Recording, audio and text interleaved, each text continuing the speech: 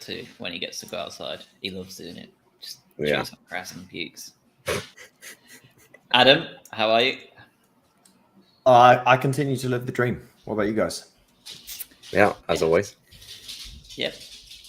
We are episode 217, and it's even more apt now, knowing that your girlfriend went to the Taylor Swift concert, that I've given it a Tis the Dumb end of season recap tribute.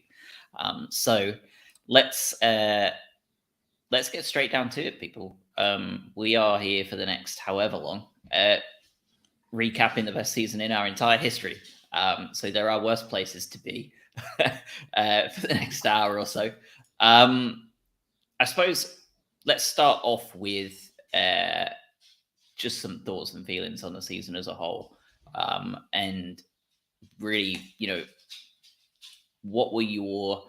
I want to go through the statistics, of course, and it's kind of ordered in that way, but I'd rather go through some of the easier bits first. So let's talk favorite game and worst game first, because I think they're a better starting off point than anything else. So we'll start with you, Adam.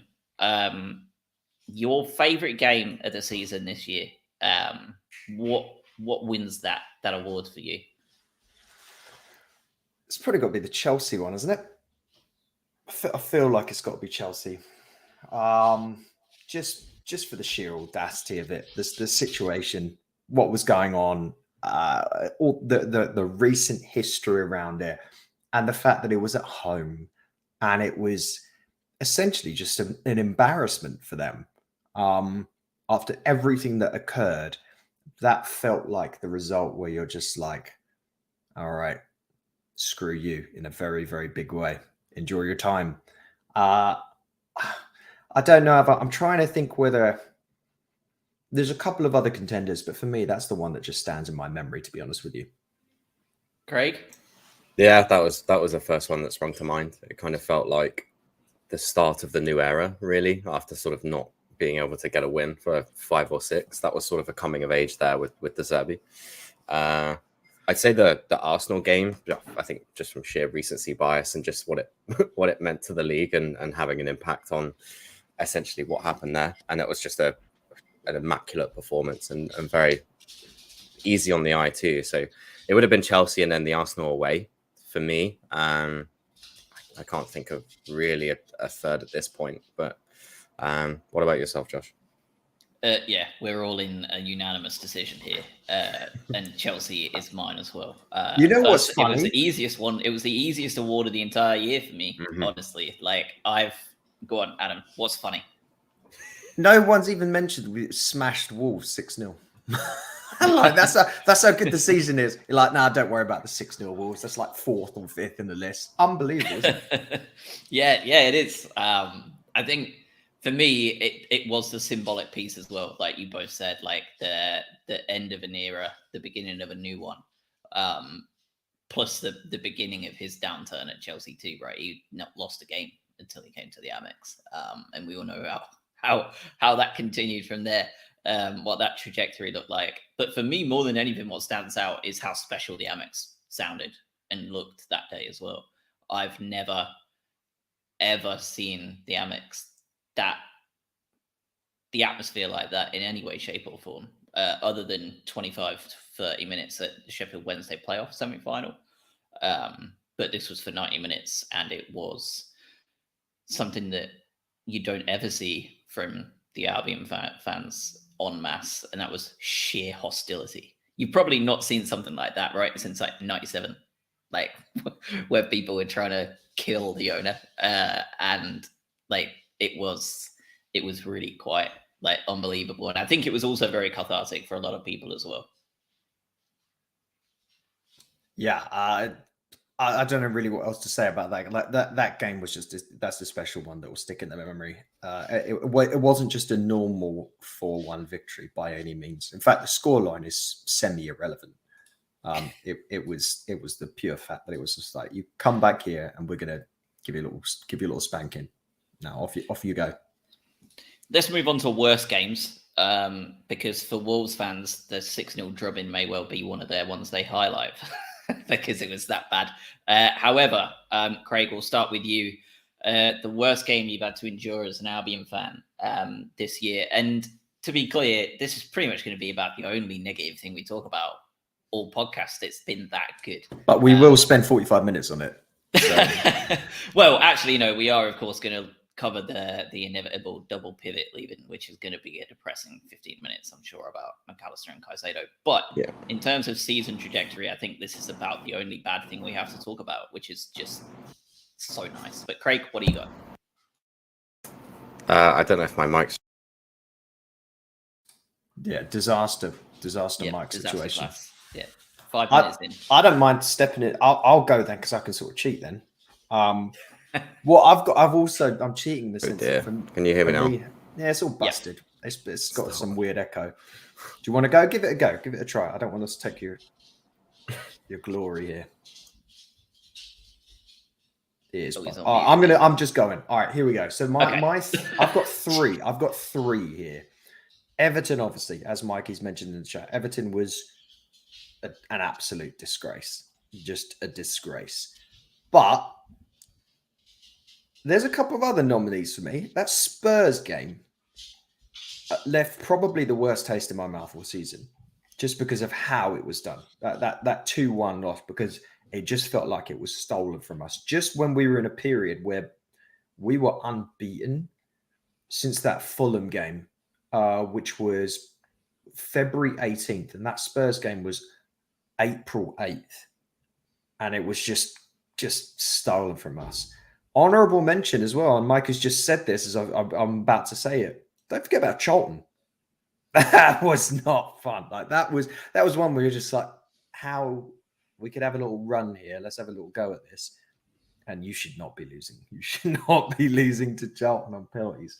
But yeah, I think Everton, just for where we're at in the season, that momentum that we had after Wolves and Man U, okay, let's push Europe, let's do it. Eventually, obviously, it came out in the wash, but 5-1, you would have predicted the other way around on that scoreline at the time when playing Everton. So that was horrid. Let's do take two. Craig, what do we got? Yeah, am I all right now? I think so, yeah. It was obviously the Everton one. I think the Nottingham Forest one away as well sort of sticks as a sore point. I think we went there fully expecting a decent result and to kick on from there.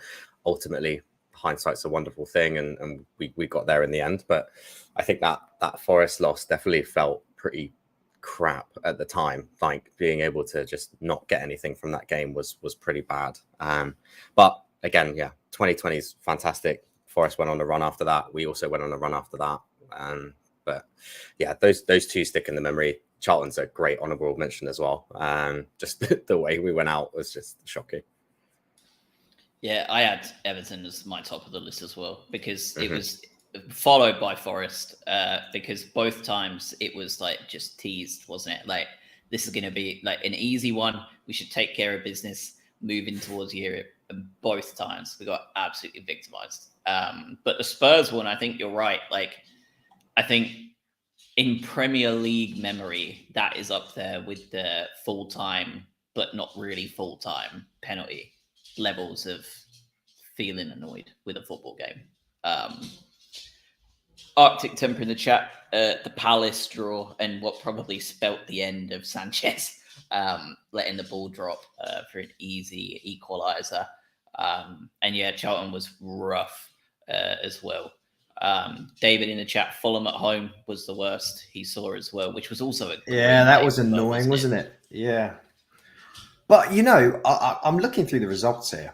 And, of course, it's easy. The ones that make you feel aggrieved are the ones that really, have that visceral reaction. But the fact that we've just, not brought up so many, the cup game against Arsenal, the 3-1 win there, the game itself, that first half against Man City, we brought up Wolves, but remember Liverpool?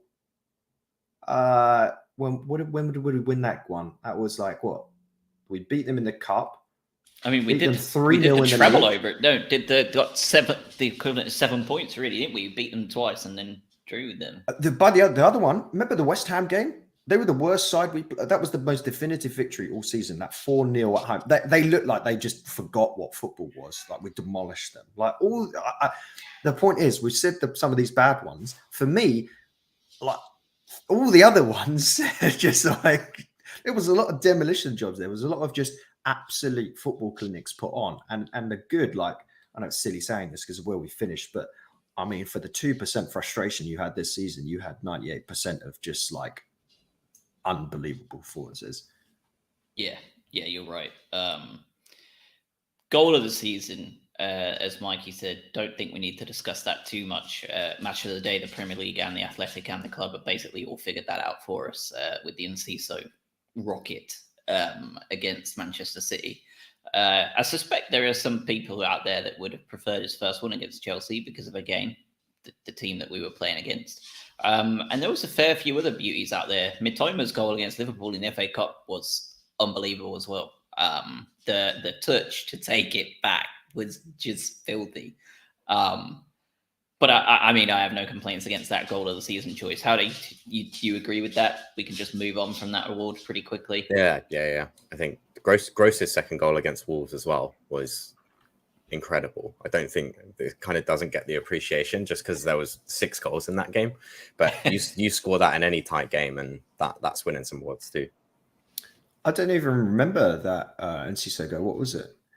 Yeah, obviously the clear goal of the season. I would say though, like you could make a loose, weakish argument that Pascal Gross's goal against Southampton that really sealed the deal at the end of the season there for European football carried more of a weight. That was the goal where you just went, oh my God, we're actually going to do this. And no, obviously nowhere near as good as the Enciso finish, but like for what it means to the club, that was a big goal. I can't remember when he did this as well, but there was Welbeck scored a goal. I can't remember who it was against, but the one where he flicked it over the defender and it went up and round and then he slotted home. That was an incredible goal. I can't remember who it was. That was the Liverpool third. Was it Liverpool? Yeah, that sounds right. That was disgusting as well. You're right. That was an unbelievable goal. We're probably what was that? 81st minute.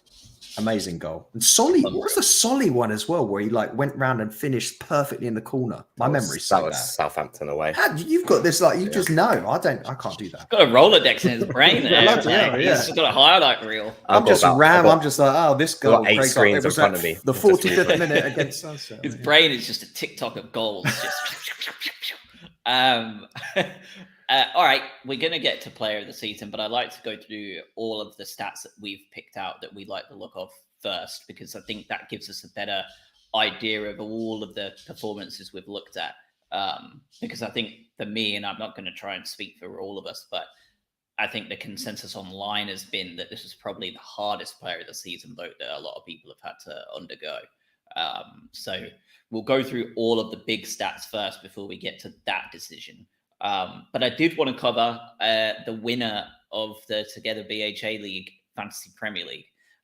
Last year, I cannot remember who we had, but they put in like an unbelievable performance. They were like in like the top like 5,000 in the entire game, like unbelievable. This year, Max Wood finished on 2,660 points.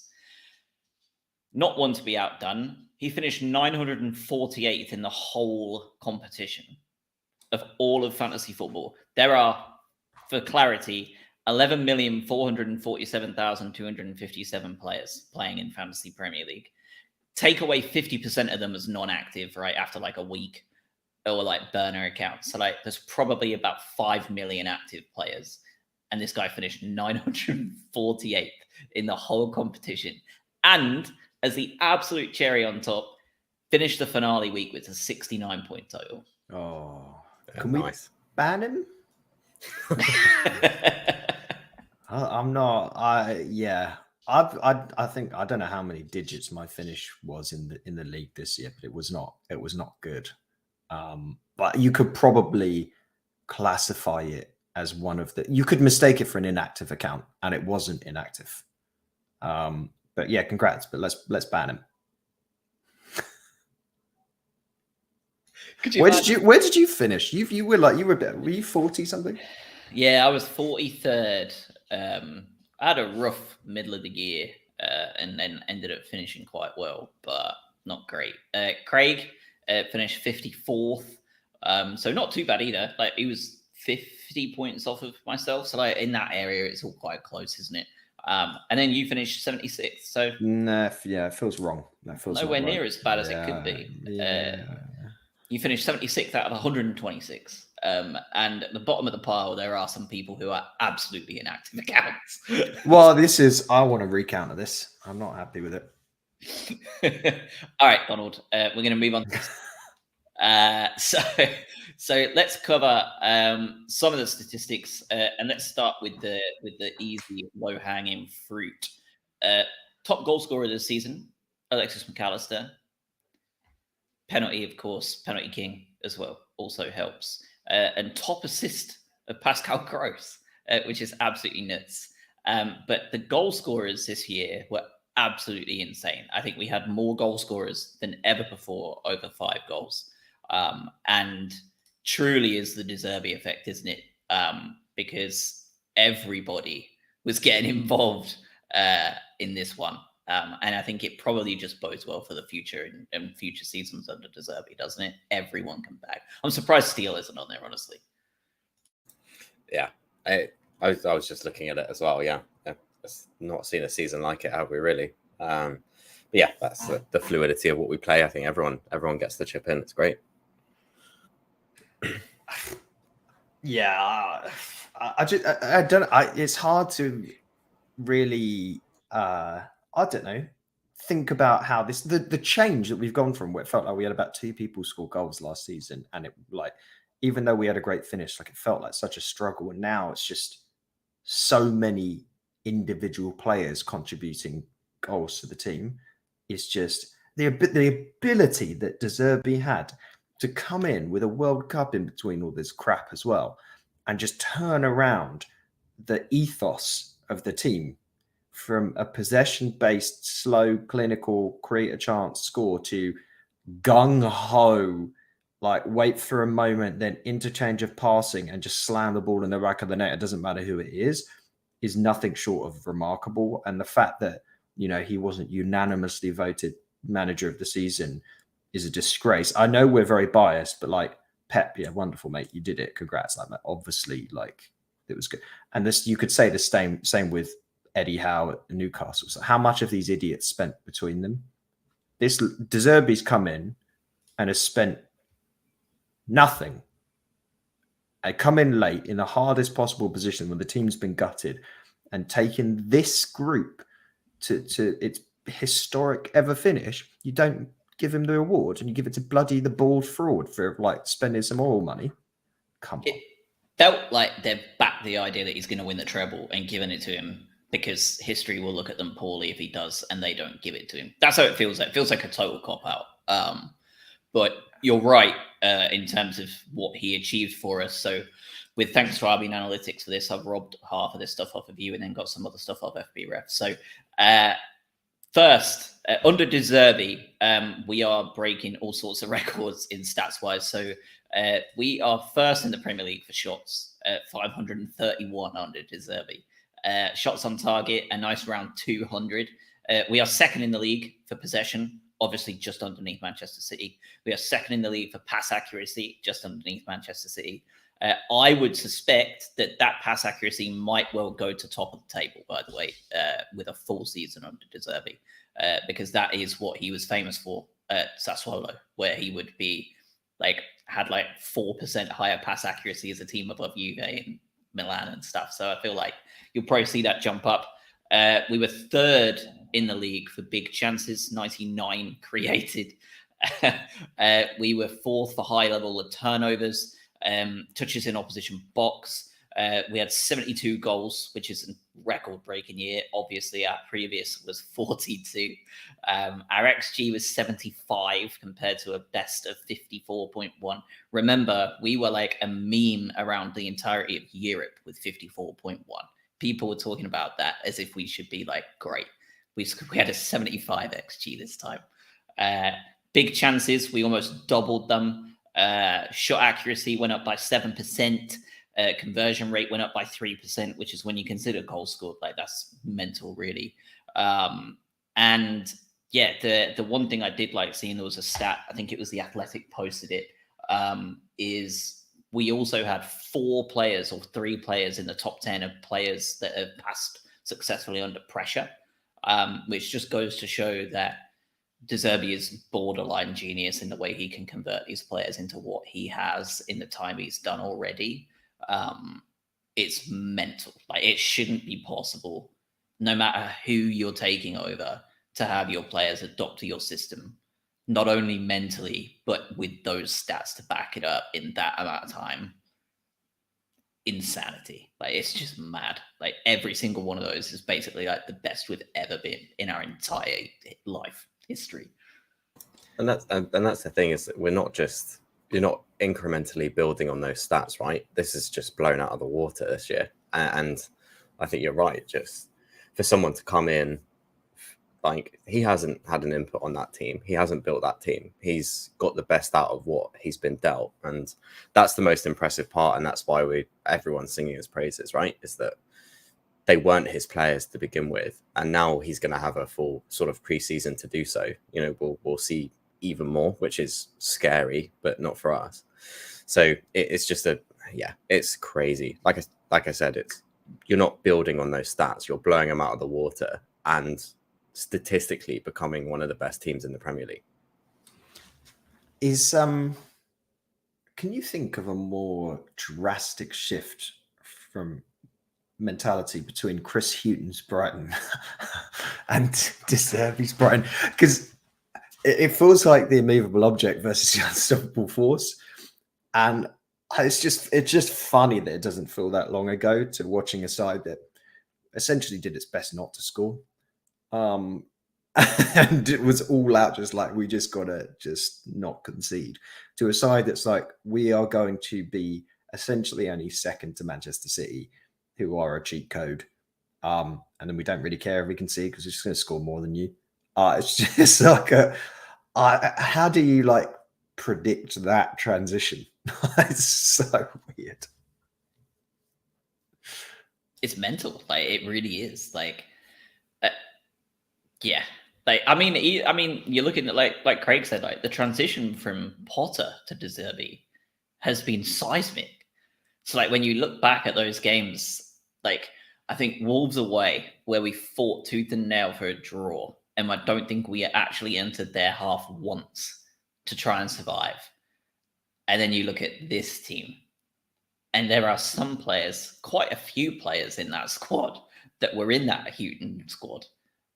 And the level they're at now is just unbelievable.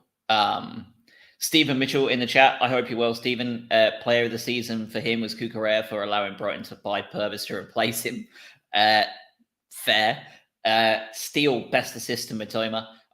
Yeah, the assists, there's been some beauties, hasn't there? And when you think of all of the possession we keep and all the intricate stuff we play, we almost doubled our amount of through balls this year as well under De Zerbi. So he says he has a way of playing and a very clear identity and philosophy. But what he shows on the pitch doesn't really reflect that, because he's quite happy to just go long and totally rip teams apart, aka Brentford, and have no care in the world for going direct if necessary. I think obviously his philosophy is very much a mentality more than an actual start, like, the physical stuff. But yeah, I mean, he's transformed everything. Couple of other stats I like here as well. Most minutes played this season are a joint first place. Adam's nodding, so he had this one in the back pocket. Sorry, mate. Do you want to go? Do you want to do this one? Well, Craig, do you know who this is? The 2-minute leaders. Yeah, I've got it in front of me. We've all cheated. It's the golden old. Well, sort of the golden old. It's like we know what we're doing or something, isn't it? Yeah, weird. Yeah. Not to be honest, no. Yeah. Broken clock twice a day and all that. Yeah. It's Duncan and Pascal. At least that's what I've got. I have Caicedo and Dunk. Hold on. Oh, we no. actually weren't. Mine says Gross and Dunk. They've got 100 more minutes than Moises Caicedo. On who scored, you're right. FB Ref has it different. That's what I'm looking at. FB Ref. Oh, I'm on who scored, and I can see it showing different. Do you know what? We'll just call out all of them. That's your top three. And it took us less than 20 seconds for Craig to say, look, we know what we're doing. To it very clearly. Just shamble it. Yeah. We're back to normal stuff now. That's perfect. Normal order. Mikey in the chat, it's fair to say De Zerbi has changed the mentality of the whole club. That's why we spent a club record 30 million for Pedro and bid another 30 million for Colwill. I'll give you two answers to that, Mikey. One is in agreement with you and one is being contrarian. One, we clearly have changed the mentality to an extent, right? Because we're going out and getting these deals done and we're not afraid to spend the money if it's necessary. We like to dig out these kind of 21-year-old Brazilians from Brazil. Not often that we go to a championship team under this new regime of what Tony's got going on and do it. But we did spend or bid over £40 million on Darwin Núñez at one point. And that was absolutely verified by Naylor himself. So that means the club basically verified that we were willing to spend over £40 million on Darwin Núñez. Would you say our transfer policy has evolved since the Darwin bid? It's a pun. It's a pun. Just it's fine. Doesn't matter. We'll move on. When you look, but genuinely, I'm glad that didn't go through. Yeah, well, I'm not. I tell you, when you look at Darwin Núñez now and you look at Evan Ferguson, you can see why Evan's doing as well as he is and why we're so happy with him, because they're very similar, aren't they, in build and style of play and all that stuff. It's just that Darwin can't finish his dinner. So that always makes it a little bit better. And we didn't pay £40 million for Evan. What did they end up paying for him? It was like ridiculous. Was it 60, 70 or something? It was, outrageous amount of money. I do have one negative stat to share as well, which is just like, it's mean, but I don't really care.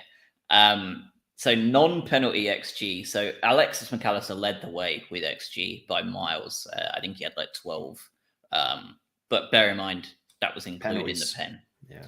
So if you go to non-pen XG, so take out the pens, just pure XG, top of that list is Welbeck with 9.4 and only 6 goals to show for it.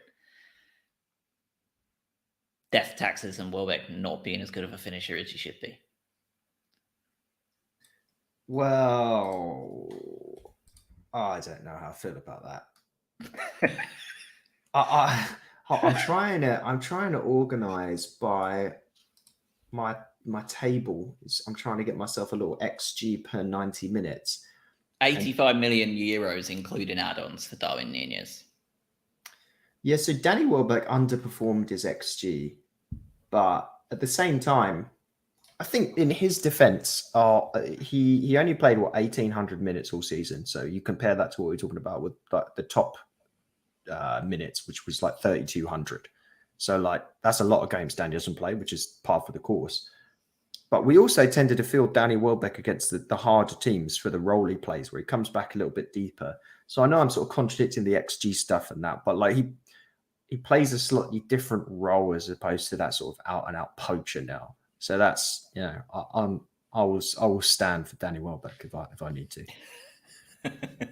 All right, here's the big one then before we get on to the rest of it. No, that's not. Do you have any others? Do you have any other stats that you wanted to share before we get to the player of the season decision? Anything else that's piqued your interest that you would like to share with the gang? Maybe it'll come up in the player of the season nomos. Could do. Tease. I don't think I have anything else for now. All right. Well, let's do it then. Who wants to go first? No pressure on who wants to go first with player of the season. All right. I don't mind going first because I don't think there's a wrong answer here anyway. So the pressure's kind of off. I'll go second. So then we'll leave Adam with the spotlight at the Give end. me the scraps. Yeah, perfect. Yeah. And Yeah. yes, if you have the same player, please say it's a set. Don't not like the man of the matches that we try and be as diverse as possible. This is a one-hit wonder. You've got to say your player of the season. Mine's going to be Jack Hinshelwood when you've reeled off everyone. I think we were just talking statistics and stuff like that, and the person at the top of most of them is Pascal Gross for me.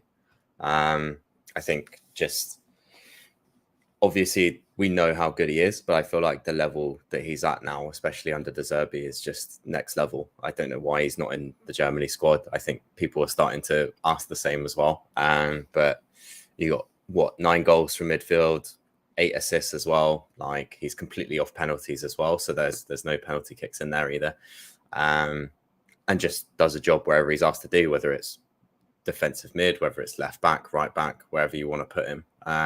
He's still able to dictate and control a game, and it's just silly that we've had that player for since 2017, and he continues just to get better and better, and that's what's probably easily his best season for us, and is getting all the plaudits, especially from me. So obviously there isn't a wrong answer. There's a lot of other players that you could easily give this to, but for me, just with the contributions he's made this year, it's Gross. I'm glad I'm going next because I'm just going to pile on. I did have to think long and hard about it, though. I truly did. Like, I had 1, 2, 3, 4, 5 players on my list, 6 players on my list. I can't remember the last time I've had more than like 2 on my list. And every single one of them had genuine reasons to be there. But when I looked at it, every single time I tried to like dice it up any which way, emotionally and stats wise, like Pascal just was there.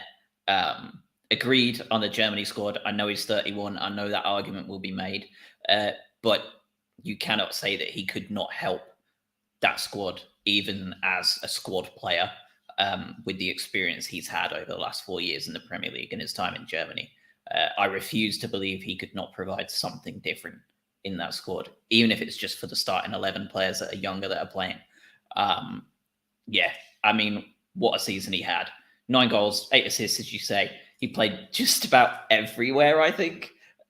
His positions on who scored were excellent. Right back, left back, central defensive midfield, central attacking midfield, and even as a striker for 4 games, they registered him as a striker for 4 games based on his heat map, which is hilarious. For me, like, to add to that, though, like the emotional side as well of scoring that goal v Saints, like, he was the first ever goal scorer for us in the Premier League, and he was the guy who just shot us into Europe. Like, that was just like the Ted Lasso-esque story arc of just perfection for me. Like, it was just wonderful. And I think he probably stands to gain the most of any player in the squad or yet to be purchased by Alexis McAllister leaving, because I think the impact he's had and De Zerbi has seen, I think he has every reason to think he could be a huge beneficiary of that, even if it's just for 1 year with the Cups and Europe and the Premier League. The guy better continue with his cardio. I know he's mad about it, and like his like distance covered is insane every single year, but like he better keep it up, because I feel like De Zerbi is going to be asking a lot of him in this next calendar year. Adam. Well, this was very tough, but I think you have to give it to the guy that on only 4.4 XG scored 7 goals, 2 assists, incredible performances. It's Leandro Trossard. I think it probably is Pascal Gross, but I have shat on this player for a humongously long time, and I never thought he was capable of this season. So I'll lob mine over for Solly March. He was utterly phenomenal for parts of this season. He had stretches where he was down a little bit, but I mean, you look at some of the stats here in terms of expected assisted goals. He's second only to Pascal Gross. He obviously scored. What did he end up scoring? 7 goals on the season. His goals and assists were second only to Pascal Gross at 14. He played 500 fewer minutes than Pascal Gross. He was completely revolutionized under De Zerbi on that right wing. I have historically seen him as the weakest player in the team. And I would have dropped him at any given opportunity for pretty much anyone. And I felt that way for the past 2 years. I was proven very, very, very wrong this year. And he was impeccable. We saw things we didn't think he was able to do. I hope that continues.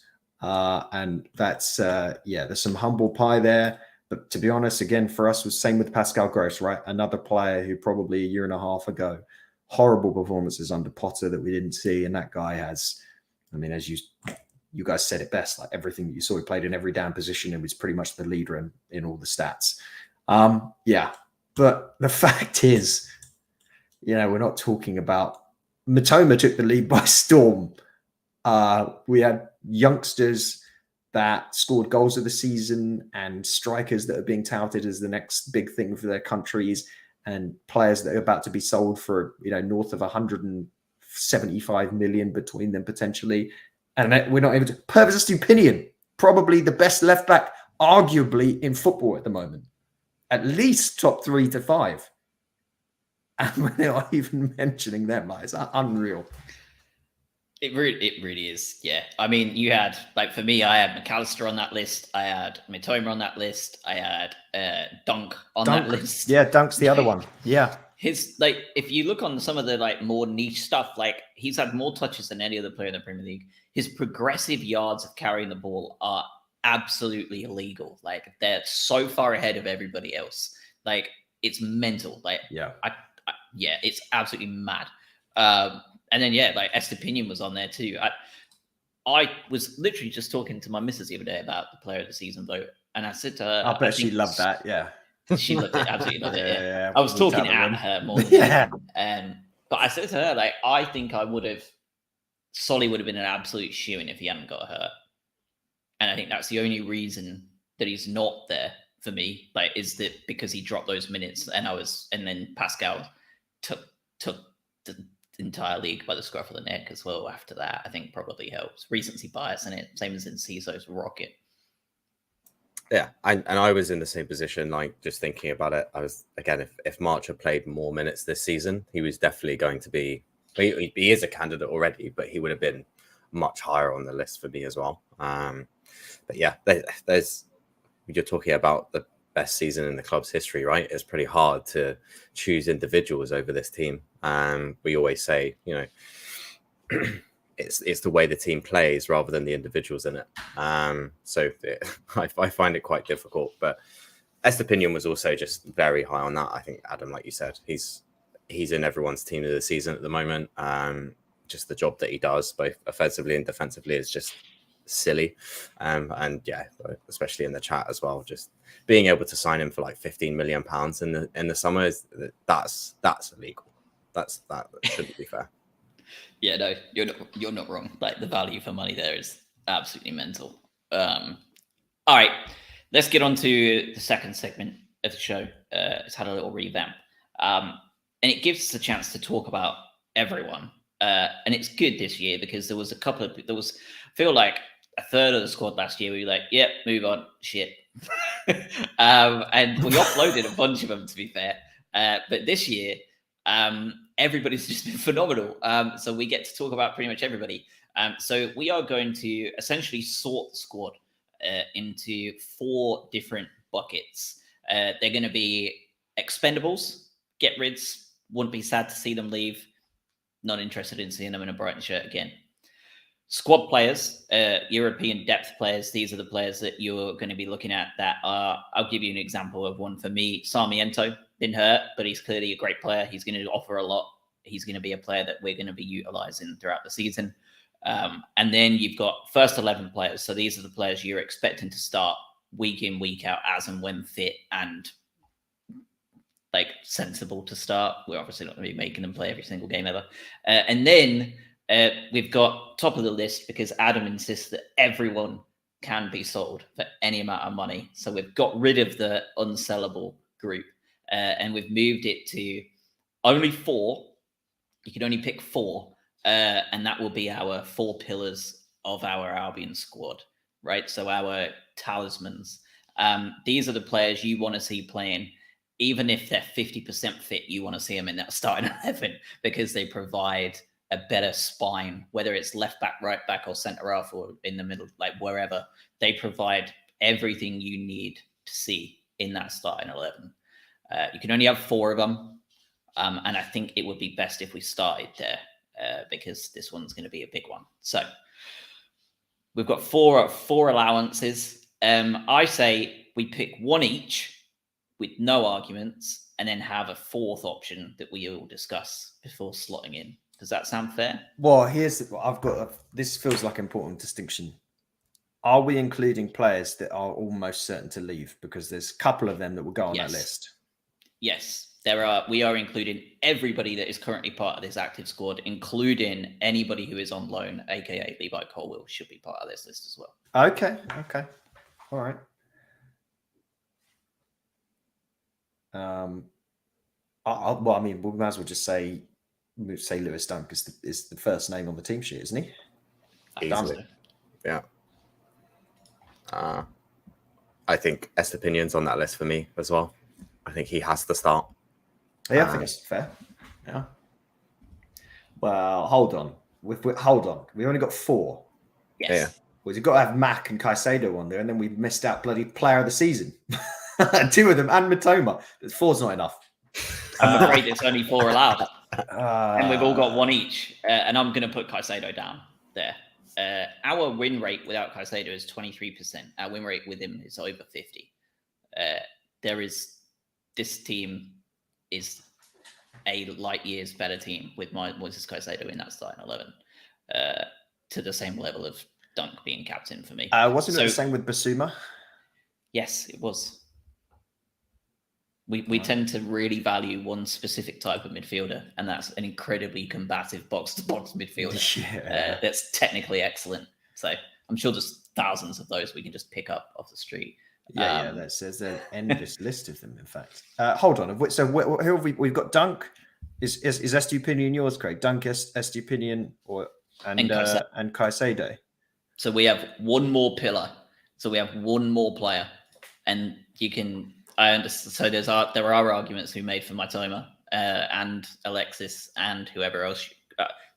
3-person player of the season, Pascal Gross. So what do we want to do? I'll make a small case here because there was a good part of the season where bar Erling Haaland, Mitoma was probably the best player in the Premier League for kind of a long period of time and is capable of utterly changing the dynamic of the game. And when you kind of phrase it as you want this player to start if they're at 50% fitness, I mean, he did that and I still wanted him playing. Mitoma has to be on there. I can't believe we don't have Pascal Gross on the list. In my ideal world, I'm getting rid of Estupinian, even though we just called him possibly the best left back in football.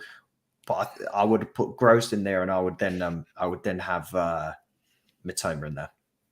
Did you two get a 4 list down before we got on here, or are we just winging this? Do you want me to lie? No. Then absolutely no. I did not. Okay, good. Craig, did you bother doing any kind of homework at all? All right, superb. All right, so I was going to say if we listed our 4s, we'd at least be able to come to a consensus of who was consistently across them all. Because I had Mac and Mitoma in mine. Oh yeah, Mac. The World Cup winner that was unbelievable and top scorer. And he's in a Liverpool shirt for me. I don't want to talk about him.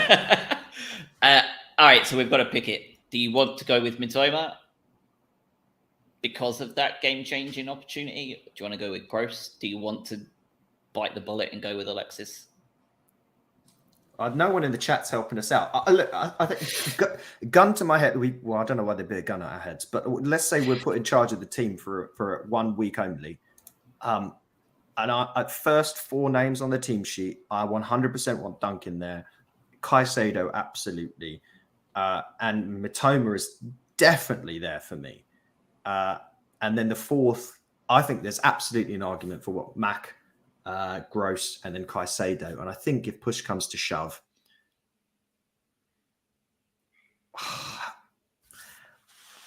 I think it's gross for versatility. For me, Craig? I think so. Yeah, there's only 4 spaces, and being completely honest, I didn't have Mac in mind, and that was weird for me to say. Obviously, we're talking about a team that is 6th in the Premier League, right? So it's very difficult. But I didn't have Mac in my 4. I really, and I don't think I had Matoma either. I'm hearing it loud and clear, but I had Estepinian, Dunk, Caicedo, Gross as my 4. I think that we can just put Gross in there then, on the back of the fact that he also won Player of the Season from all 3 of us, and probably has at least going to finish top 3 in the real vote. So we there's don't your need 4. Mac in there. We don't need Mac in there, given we've got Alexis Milner coming in. They're basically identical players. All right, so let's move on to your first 11 players. These are the players that are ones you would definitely like to see in that starting 11. So I suspect we can be really easy here and at least get Alexis down on this area of the pitch, yeah? Yeah, he sneaks in. Just about. Just about. And I think we can obviously put Mitoma as well on this list. Is that correct? Yeah, I'd hope so. All right, cool. So who else have you got that you really want to be seeing starting every game they're fit as is realistic in the same manner of those sort of players that we're talking about here? Solomon March. I was waiting. I wanted you to say it specifically. I appreciate that. I can't believe what I've become. I've evolved as a man. And I'll do another nomination here. Controversial, perhaps. Levi Colwill. We were a much better team with him playing. I think he was that important this season. I really do. I agree with you. There's a reason why we probably want to do our most to sign him. Just that left-footed centre back alongside Dunk, like it just feels like the most solid pairing, doesn't it? Yeah, he's on my list as well. Definitely. However sad that makes me feel, because I know he's going to be a short-lived one on that list. Do we have a limitation for how many here? Or who's your next one, Josh? Well, I had Alexis Mitoma, Caicedo, and Dunk in my key group. I had Solly, I had Gross, I had Estepinian and Colwill in there. I had 1, 2, 3 more in there, and one of them is Evan Ferguson. Yeah. That has to be one. Yeah. Absolutely. I know we've waxed lyrical about this kid a lot, but it still blows my mind that we have an 18-year-old child that looks that A is a lot bigger than me. So if he ever sees me, I hope he doesn't punch me in the face saying that. And B is one of the, I can't believe I'm saying it about a Brighton player either, but if I was watching him play for Wolves or Newcastle or Arsenal, I would consider him, just from watching him on the eye test, one of the most natural predators in that position at 18 that I've ever seen. And that's terrifying to know that we have spent 5 years in the Premier League without finding a really good, prolific goal scorer. And we've got one on our hands at this young age. To me, we talked about him going on loan, I think, this time last year. It's clear he's far beyond that, and he has to be playing as and when fit. Normally, when you're thinking about 18-year-old predators in Brighton clubs, it's normally slightly different context. But yeah, I agree with you. I would bet my entire future life earnings that one of the other players on your list here is Joel Veltman. He's not. Oh my God, I'm bankrupt. He's not. He's not on my list. No. That's baffled me. That really has. I don't know you at all. Is it a hard? He's on my squad list, my squad player list, my European depth list, simply because I think that Duncan Colwill as a back four are better. Then you've got to have one of Steele or Enciso in there. Then I do have Enciso. I do, and I can't believe I'm saying that. Like after all this time, and we're not even getting on to transfers, which we will do shortly. But I suspect Pedro will have something to say about my choice of putting Enciso in there. You've got one more in there. I do. Yeah. I know. I think I know who it is. I think I've guessed it. Craig, do you know who it is? No, I don't want to spoil it. Go on. Is it João Pedro? No, it's not. It's not. It's not. It's not. As it stands, it's Steele.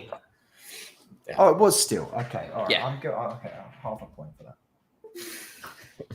Do you two agree with Ferguson and Steele being in that list, or Yeah. do you Absolutely. not have that feeling? It's crazy how we're saying that about Steele. Like, this time last year, you imagine thinking that you're going to choose Jason Steele over Robert Sanchez in your first 11. It's wild. What a wild ride. But yeah, I have Steele.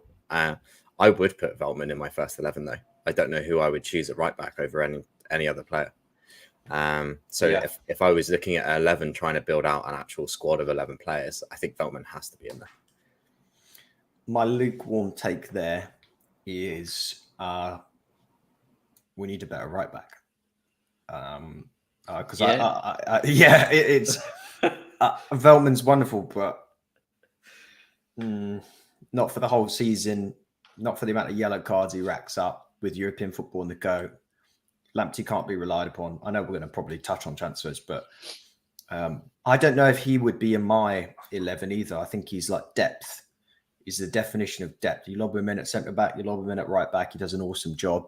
He's cheap. He was cheap to buy, but when you stack up Estupinian, Colwill, Dunk, there's a big next to Verla. It's a slight drop off, isn't it? A little bit, with all due respect to him.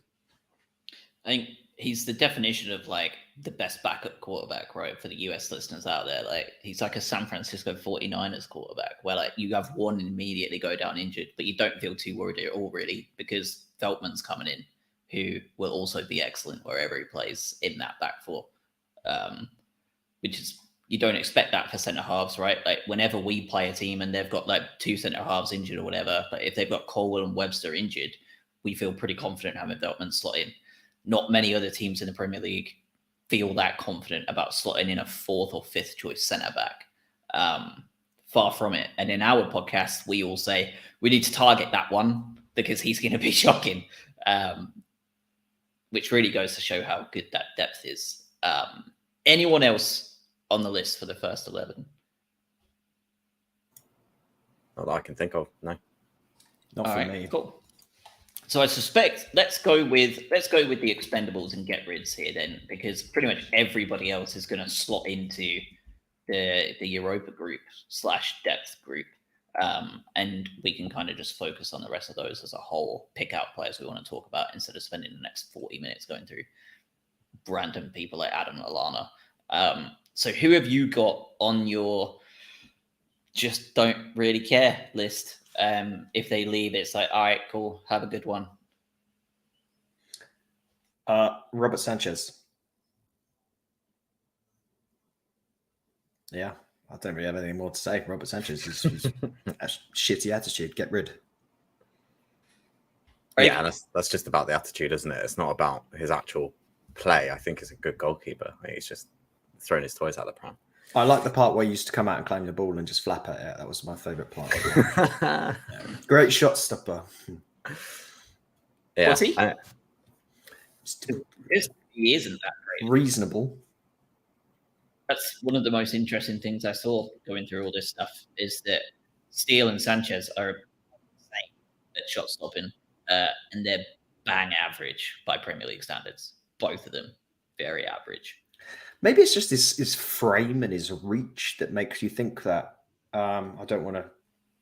Yeah, obviously the stats are what they are, but let's not be revisionist. Robert Sanchez for a period of time was a fantastic keeper for us, but he was a fantastic keeper at Potter's team, not under De Zerbi's team. Yeah, I've got Van Hecker on my list. Yeah, put me as 2 for that. We're going to get absolute abuse for this. Yeah, I know, but I know we just talked about the centre half depth and being comfortable in that, and we didn't mention him once. I didn't think about him once. He's sort of, if you're going to be, and let's say we're including Colwell in this conversation because we're talking about the season. You're talking if everyone's fit, he's probably your 5th choice centre back. and I wouldn't be too bothered really. And I'm including Veltman as number 4. So like if he's your 5th choice centre back and he can't play any other role in terms of versatility in this team, I don't see it. So. And long gone are the days of playing a back 3, right? Where 5th choice centre back ain't that bad. Yeah. It's not so great when you're playing a back 2 because you are then in serious trouble. I mean, I think it's fair, right? I don't think he's going to want to go on loan again. I think he's going to want a permanent move. Very Leo Ostergaardy at this point in his career, isn't he? He's going to want to move on if he can't be guaranteed a decent amount of football. And I'm not sure we can. But he did play really well, didn't he? Like that last game and a half. He had a really rough first half, but actually after that played pretty well for the rest of the season. I wasn't sure if that would have changed your mind at all. He's a good player, but I think just a top championship level defender. And I think that's where he would get the time. Yeah. I know that there's going to be people talking about how, Haaland didn't score and what a great job. I've not, but this is coming from the podcast that would have benched Pascal Gross and Solly March last year. So what do we know? But yeah, I haven't seen it properly with Van Hecke. Though, I'm this close, and this isn't particularly good for people that are listening, to adding Adam Webster to that list, because maybe this was just a very, very, very tricky season for him. But I don't know if he is the perfect fit for this De Zerbi system, which relies on strengths that I think are probably in his column of average and weaknesses. And his strengths are about what we saw the previous couple of seasons, moving the ball forward, being positionally aware, all those kind of good things. And he's not asked to do that anymore. Injuries have got the better of him this year as well. He's now obviously firmly in the frame of backup with Colwell. Now, if we don't sign Colwell, are you happy with Adam Webster being the pairing for the whole rest of the whole of next season with European competition involved? Because I'm not. So I think he is depth, but it's the same for me with Tarek Lamptey. Can you rely upon that depth? And that brings up, I'll segue onto that, which is I think Tarek Lamptey is in this list for me. Lamptey is in this list for me too. I hate saying it, but like it feels like one injury is rough, right? But I think he is shown at this point that this league is too much for his body. And you are seeing it happen time and time again. And I'm going to add a caveat to that because I think Lamptey at any level of depth is good because of what he brings when he does play. Even when he got asked to play left back, when he did play that left back role for like 4 games, he was excellent there. But if you have teams in Portugal willing to spend £15 million on him, then I think it's an absolute no-brainer because that's in my head too. Like we clearly have numerous teams randomly in Portugal of all places, which is nice because he's not going to a Premier League team, which also helps. But if you have a market for this guy, I would hate to see him go, but I have the same reservations as you do. And knowing that he has people interested in him, it feels like it would be silly not to listen to those conversations at least. Yeah, I think his injury record is obviously an issue as well. I think there's the validity of having reliable depth, right? And I think Webster's in depth for me. I don't think he's expendable. I think he stays, but I think he's going to be more of a backup, more of a depth sort of player. But I think for Lamptey, he's just the injuries are too much, and I think if we're able to get a decent fee for him and not to another Premier League team because he is dangerous, then that's where my head would be too. I've got another potential. Ayari. I think he should be on loan. I think. Hey. Yeah. I don't want to get rid of him. It's very clear that he's obviously very raw and there's a player there. I think he's around at the moment purely because we just had no depth. Obviously signed in January. I think he needs to go out and go on the pathway of some of these other guys that we've sent off to do their pilgrimage elsewhere. Yeah, that's just the. I agree with you. We didn't have a lone army option, but I think he's a really good candidate as basically being the only one on this list that I think would be willing to and should be on it. Because, like I said, I don't think Lamptey or Van Hecke would be willing to go on loan. They would want a permanent move, unless it was like a permanent with option to buy, right? Like you get in a lot of European teams these days. That wouldn't shock me. But yeah, I think for the most part, I think you're right. And we will talk in like 2 months' time about players that are coming back from our loan army, because I don't want to go too much into those players until we know whether they're saying or going or not. But we have Ayari already with a ton more experience and a player that I'm really excited to see under De Zerbi, and that's Alzate. So I would just be intrigued to see what he brings to the table. In the same way that Solly March was revolutionized, the technical attributes of Alzate were always excellent. I'm intrigued to see what he does when he comes back from his pilgrimage to the Farmers League, as you said. So we're not forgetting about Adingra, by the way, as well. Obviously, we can't put exactly because I'd lob him in depth as well because I'm very excited about his potential next year. Yeah, I think for him, I don't think there's a chance in hell he's going anywhere again either. I think he's definitely back to stay. But I don't want to get too ahead of ourselves and start talking about all of them and hoping, and then half of them actually do just piss off because De Zerbi doesn't want them. In the same way that Sanchez was a shocker, right? I don't want to waste 10 minutes talking about Adingra and he comes back in and De Zerbi just goes on a 10-minute rant about how shit he is into the press and and Cisse, how selfish he is. You do make a good point, though, because we have been rumoured, as of Arsenal, with, is it the Galatasaray right back? Yes. But don't ask me to pronounce his name. Yeah, but wasn't there rumours of us trying to package Abdullah Sima off as well as part of that? So yeah, we might never see some of these guys again. Yeah, Sasha I feel like we'll have. Is that right? Sasha Bowie? Possibly. I don't know. We're gonna have a lot of them to cover in the next month or two of players coming in and then going straight back out, because I think De Zerbi will know pretty quickly from some of these guys. So Expendables, we've got Sanchez, Van Hecke, and Lamptey on the list. I agree with you, Craig. I don't think there's any way we can put Webster on there yet. I would be gutted if Webster and Colwill left and didn't come back. I think we need, especially if we're happy to let Van Hecke go. I think that's a problem. So in the squad depth, then we've got Webster. Well, hold up. You've got more. I hate that. Mr. Whole Bean, team. The Mr. Bean one where he just keeps bringing out pets. More and more players Adam wants to get rid of. No, piss off, gone. Well, hey, look, bin. This is a side now.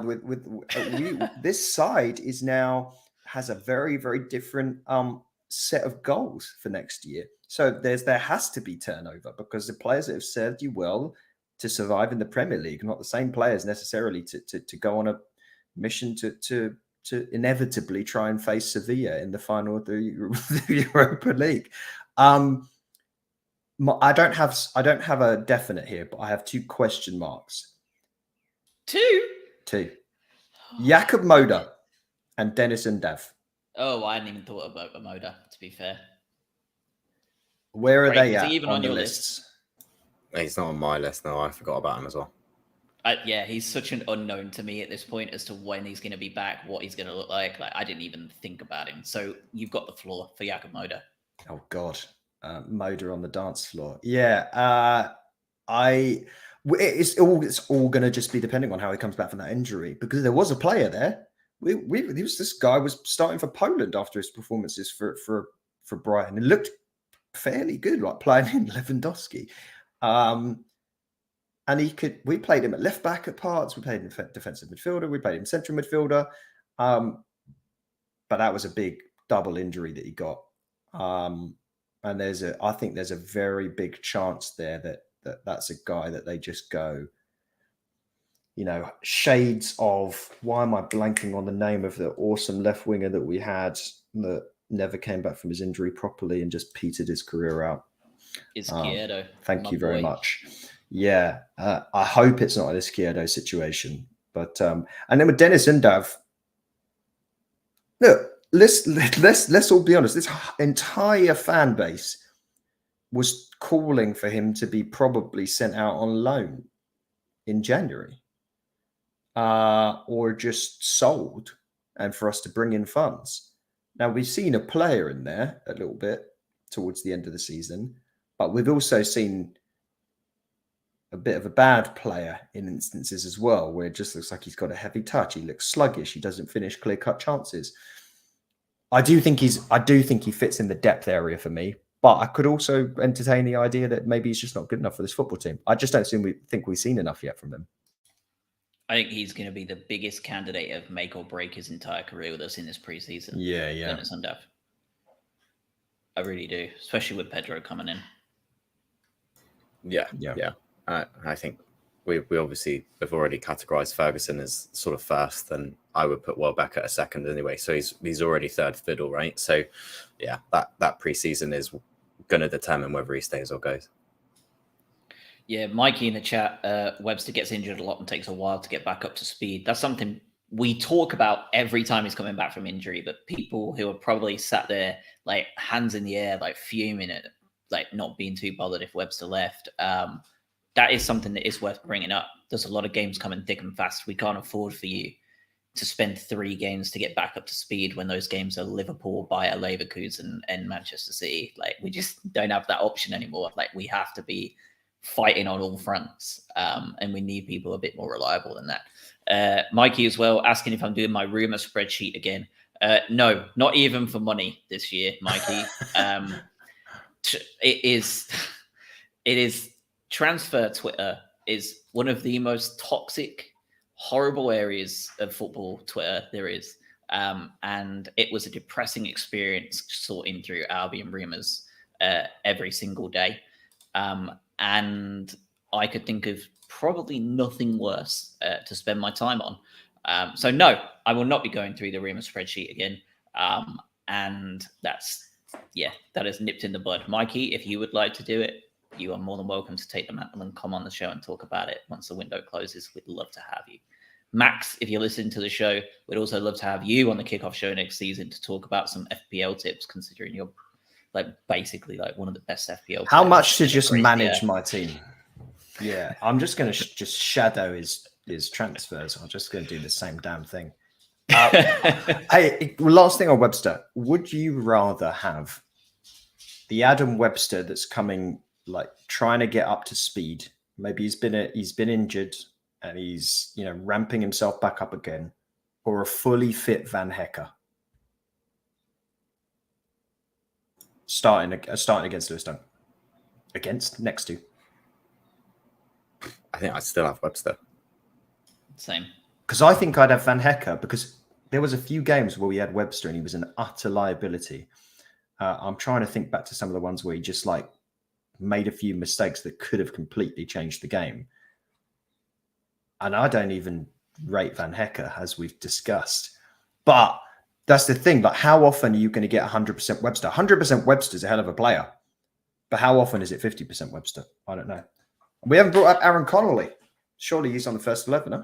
He's lone army, so we're not talking about him. God willing, we will never have to talk about him. Irish centre forward pairing. Surely this has been the history in the making right here.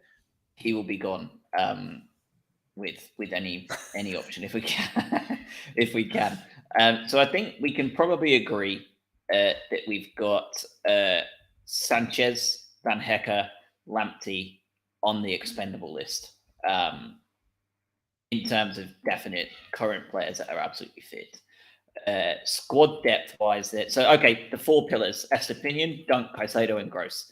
First 11 players that you want to see playing: McAllister, Mitoma, Solly March, Levi Colwill, Ferguson, Steele, Veltman is on that list as well.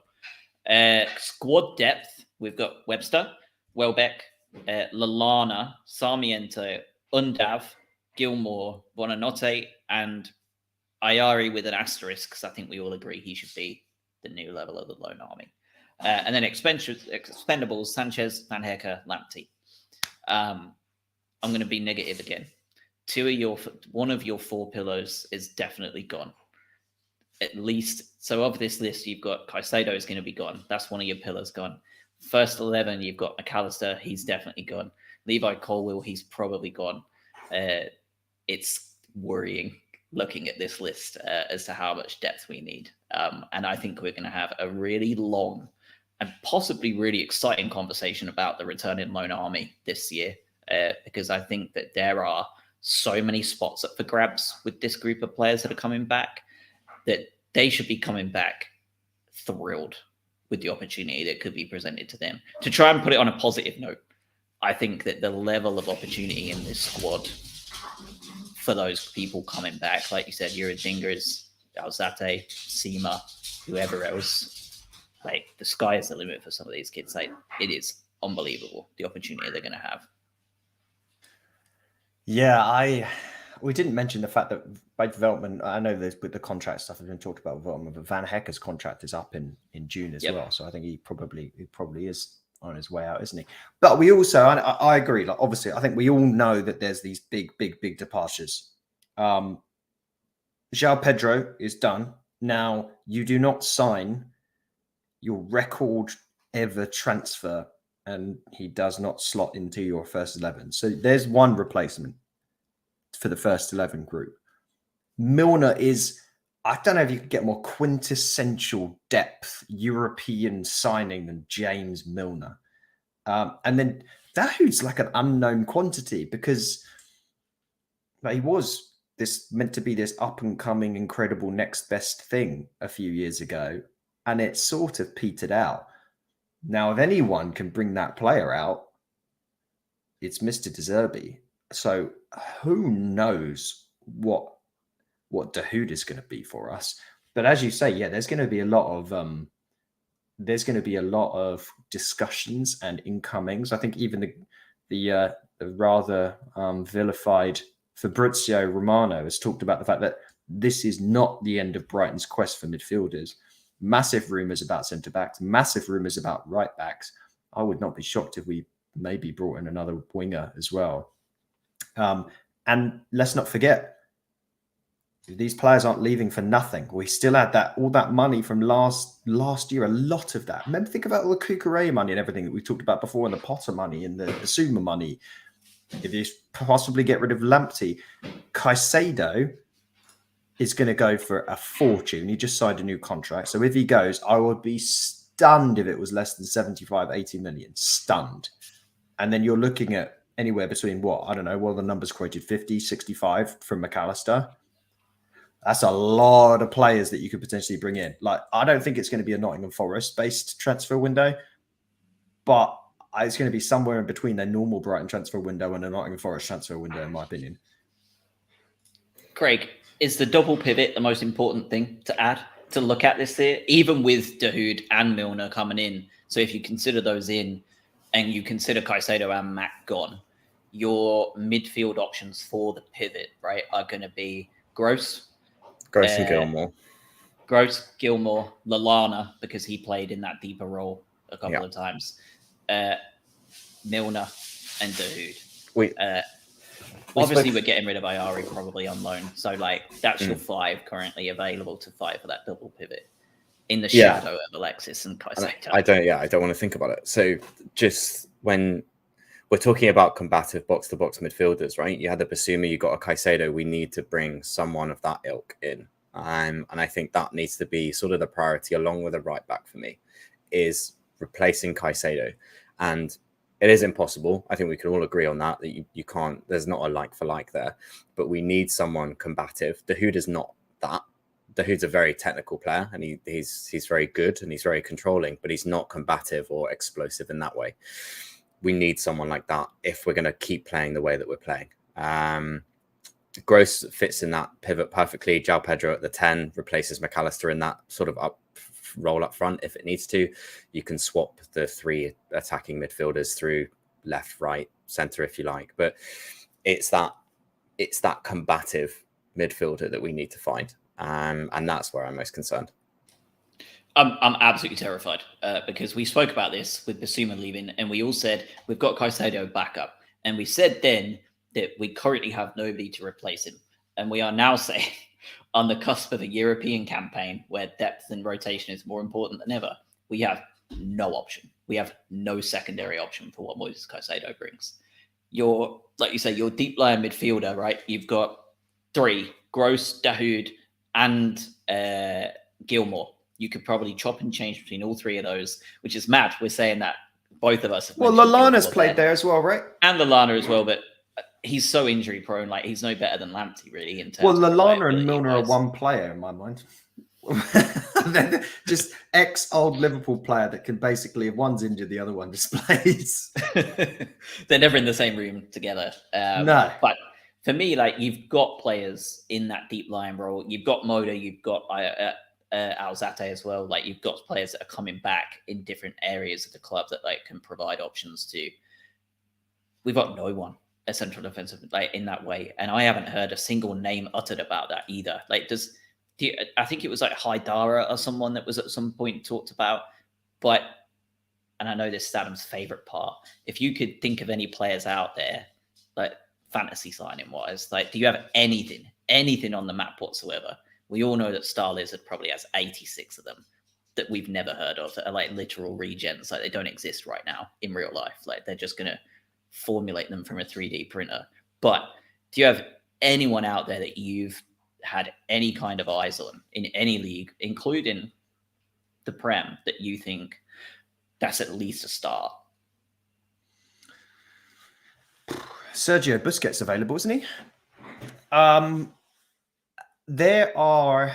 Think about some of the players of the teams that have gone down, and there's some intrigue there for me.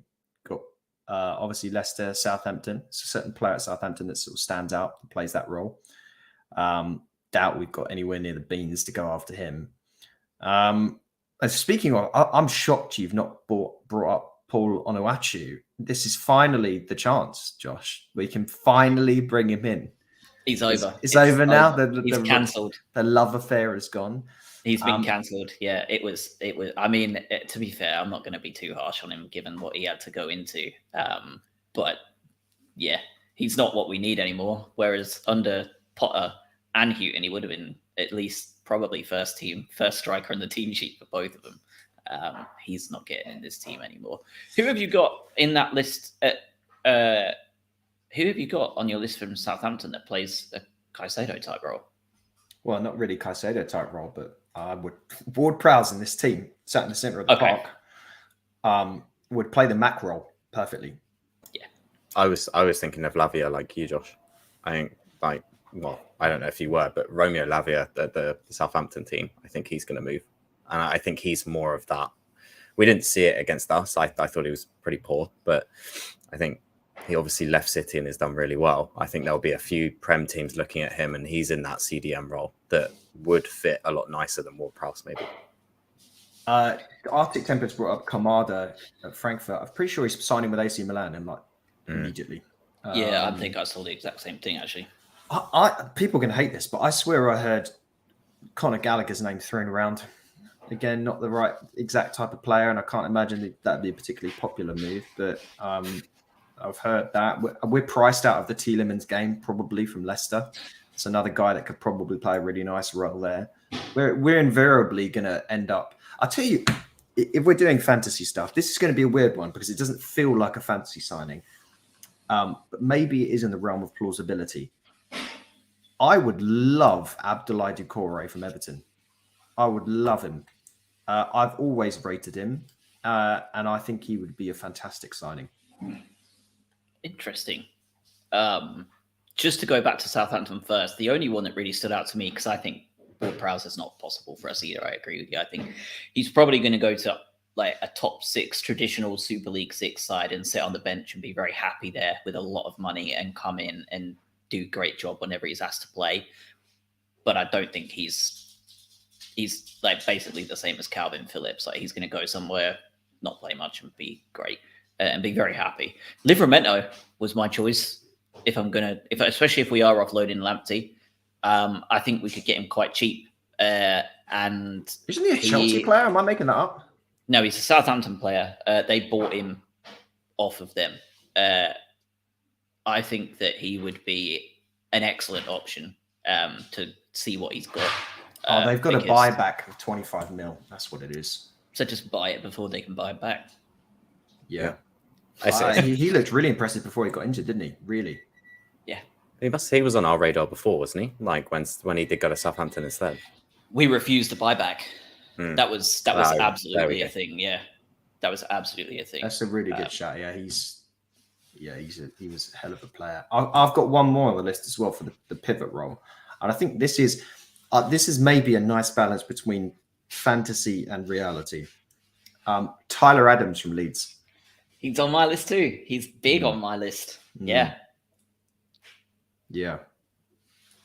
I could see that. He could step in. I think he could step in for Caicedo with a good preseason too. Stunning at the World Cup. Yeah. I do wonder. I do worry he may well be bigger fish. May well be looking at him though. We're a big fish now. We're a medium to large size fish. But I worry about the whole. Oh, we need to get in a replacement for Casemiro when he inevitably gets 8 red cards this season, and they spend that money on Tyler Adams to Manchester United, for example, or a certain Arsenal midfielder goes to prison because he's an absolute criminal. And they replace him with Tyler Adams. And like that, they're the worries that I have.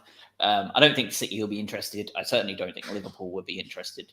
But I do think there are teams in that Super League 6 that would be willing to spend a lot more money than we would on him. But he was on my list though, Adam. I really like him. He would be a phenomenal player under a De Zerbi side. Surprised you didn't have James Maddison on the list. Yeah. I would love James Maddison. I don't think we can possibly. Well, again, I think we can afford everyone at this point. That's the funny part. We can. And look, this is a different proposition as a team now. This is not when an agent goes to a player and says, "You've got an opportunity to go and join Brighton." They're like, "What club is that?" But there's plenty of players out there who play for these small nations or are younger that might not have even heard of Brighton. And it was like, oh, okay, well, you'll be in the Premier League. Don't worry. Then you can get your move to Manchester United in the future. Now we are on the map. After this season, the plaudits that have come in for the style of play and everything that De Zerbi's done, the fact that we are now in the second European Cup competition, this is now a destination.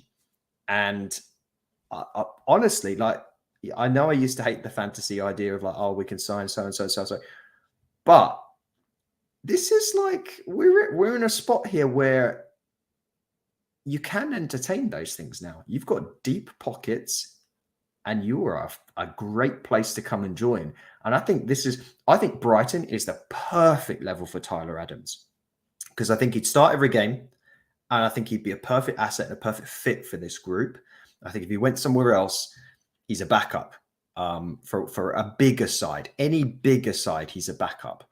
And look, he's American. Surely playing at the American Express Community Stadium. It's branding opportunities just all over the place.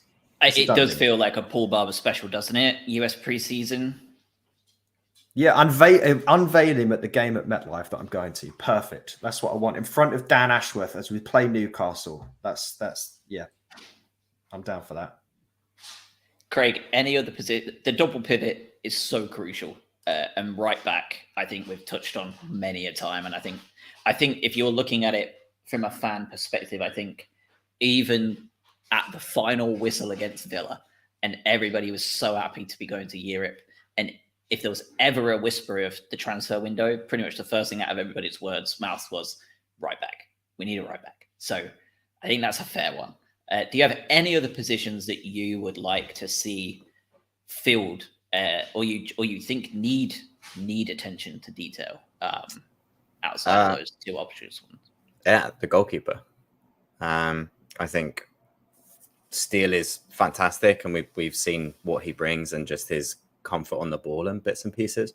But if Sanchez is going out, you've got Sherpen coming back in, but is he really good enough? You've got a lot of young keepers out on loan that will be coming back. I'm sure they'll probably be going out again.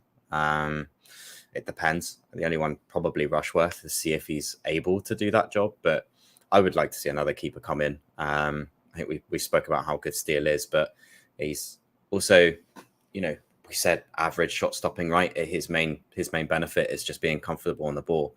If we can get an upgrade in that keeper position, I'd be very happy. Then the only one is, the Colwill, just like we saw in the chat. If we don't get Colwill back, we need a centre back. We need someone that will do a similar role in that respect and would need it. I agree with Adam on the Webster front in that, is he going to be a European level centre back next to Dunk? I would have my reservations about that. So I definitely want to see a centre back come in as well. I think Rushworth will be going to a championship team on loan. Probably a very good one. Yeah, I think so. He's done League 2, League 1 now, hasn't he? So it makes sense. I just don't know if he's going to jump that gap with De Zerbi or not, but we'll see. He might. No, you're right. Like, he might. I think Sherpen is going to be given that opportunity this preseason more than any other keeper of can you bridge the gap? If you can't, he's probably going to leave without ever playing a Premier League game for us, is my take on Sherpen. I think this is it for him. I agree on goalie though. I wouldn't be sad if we went out and spent a decent amount of money on a first choice goalie either. I know there's been a lot of rumors about Kelleher as well, and I'll be honest, I don't know much about him. People seem excited by him, but I don't know much about. I don't watch a lot of football regularly enough.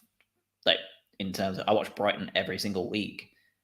And then I'll watch Match of the Day, or when I was over in the US, I would have a random game on Peacock. But I don't watch enough of these random backup. Deeply follow Kelleher's career. No, and I'm really quite stunned how many I feel do. Because the backup trajectory goalkeeper for Liverpool is not something that's ever really popped into my brain.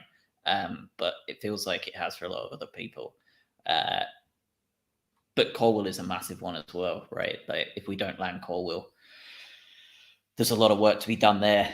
De Zerbi said himself, left-footed centre halves that are that good on the ball do not grow on trees. They're going to be very difficult to find. Do you think it's a safe guess to say that the transfer record may well be broken at least one more time this summer? I think a few times. Absolutely. Yeah. We have such a shockingly low transfer record compared to the teams that we're going to be now competing against, right? So you're saying 30 million is sort of breaking that ceiling. I can easily see it. You're selling Caicedo for 80. You're selling McAllister for 65. You're telling us our transfer record is half of what we got for 3 of our players in the last 2 years.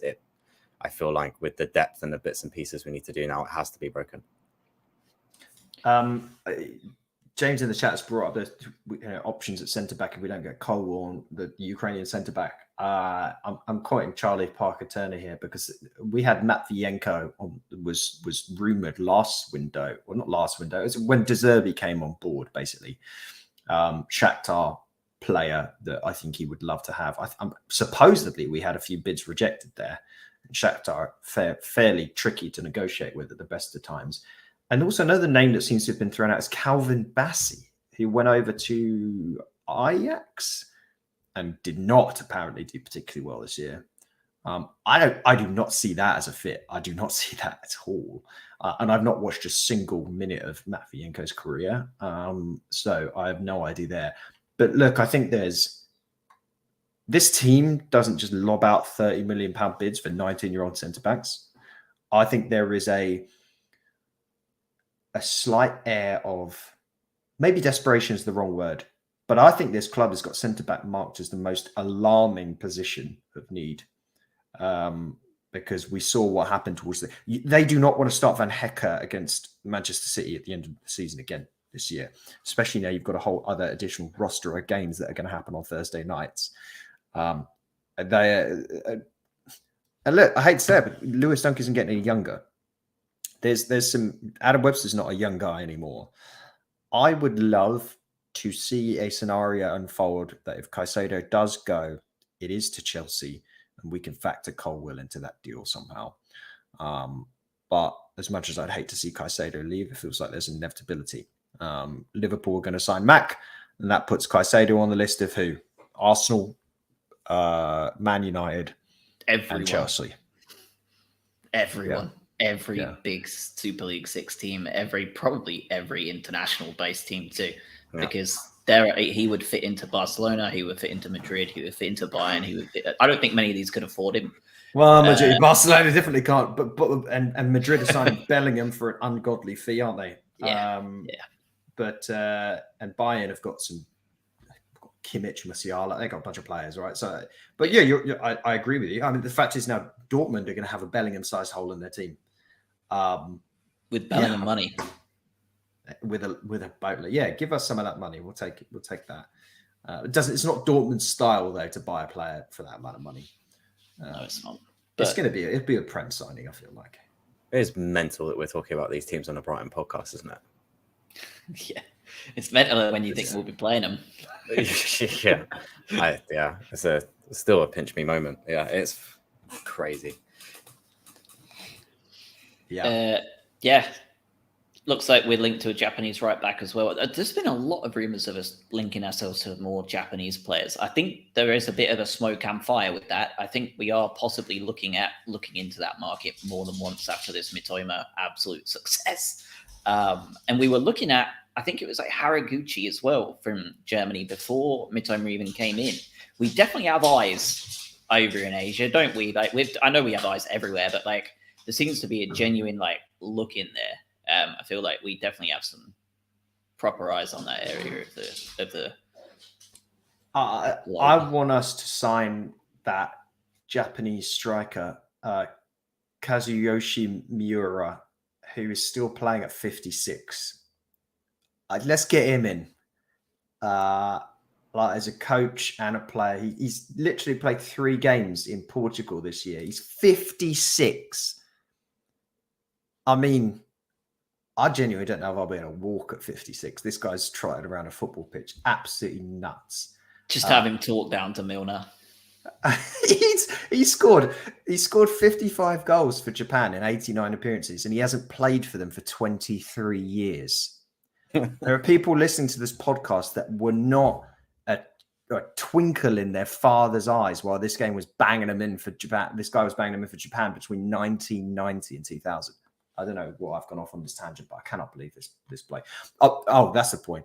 I feel like all the Japanese player rumors, I think it's probably just bloody lazy journalism. They got Mitoma. He's good. Who's a good Japanese player? Let's get some clicks for that. I'm sure they'll do the same with some Ecuadorians. Who's good from Ecuador? They'll bring them on. I think it might be somewhere in the middle, though, right? You've got this sort of South American group, right? You've got sort of Mitoma bringing someone in from his sort of culture, or maybe his nation, or even if it's a friend or something. Culturally, it's just a fit. Like, people are going to be happier if they have people of similar cultures or nationalities around them. So I don't know if that's something. That's just lazy from my part, right? But you have a few Ecuadorians together. They seem to be happier outside of football as well as in football. So having similar people around you tends to work. I mean, and Ciso and Mac are very close to them as well. Like, it really is like a whole thing. And likewise, we've done this under Tony Bloom for a long time now. Like, we had that entire Spanish contingent, right? Like, back in the day of like your Calderons. I mean, it was a big reason why Vicente even looked at us, was that community that we'd built. Like Andrea Orlandi, Bruno, Calderon. Like, you've got a lot of like some really good players there. David Lopez was unbelievable. Like, we got a really talented group of players together that were all very clearly that sort of group. So I think you're right. Like, I think it's a bit of both. All right. Well, we're an hour and 35 minutes in. I think we've covered just about everything we need to. Do you have anything else you wanted to cover before we wrap up the wrap up?